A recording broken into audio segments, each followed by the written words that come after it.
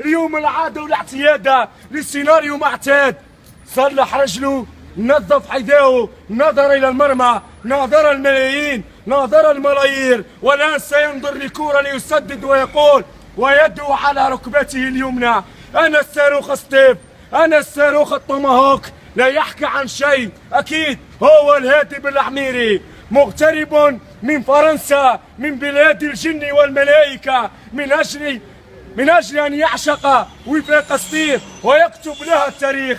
مش ممكن نتابع كرة خطيرة بين من؟ بين جحنيت إلى من؟ إلى بالعميري، توزيعة يونس، جول جول جول جول جول. الله الله الله الله يا سطيفية، كتبها، دونها. واحد وباسو كورة في الجول، واحد وباسو كورة إليه، واحد وباسو كورة في الشبكة. قولها له بكل لحظة، سيقول إليه إليه إليه. سيرقصون وسيفرحون على لقطة عودية في مدرجات 8 ماي 45. هم هكذا ميغاتي من لولي، ومع من؟ مع الكبير بالعميري، وصاحب الهدف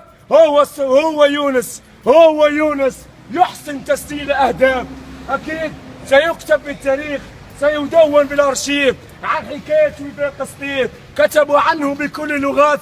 سأقول لك يا يونس بلغة كل اللغات: بالعربية هدف، بالفرنسية بيت، بالإنجليزية جول، بالطليانية ريتي، بالإسبانية الطور. أما بلغة أنا وأنت نقول لك ليه. سمعها الجمهور، جمهور البلوز، جمهور المدرجات المكشوفة. أبناء طنجة ما عندهم ولا حسابات، هو الفينيجان. أبناء بومرشي عندهم برشا حكاية عن حكاية العقلي ويشعل الجرنان. ومع من؟ مع أبناء عائلة كبيرة وبرشا أنصار من خليل. أكيد هم أنبياء لوفاق ستيف، هكذا يهتفون. سأسمع كلامهم، سأسمع أغانيهم بلغة الترانفورنو، بلغة التريبين، بلغة البلوز. إليه قولاتو مرة أخرى: هدف يكتب وفاق ستيف، سجلها، دونها كبيرهم وزعيم وفاق ستيف هو يونس. مع من؟ مع صانع الفرحة الصيفية،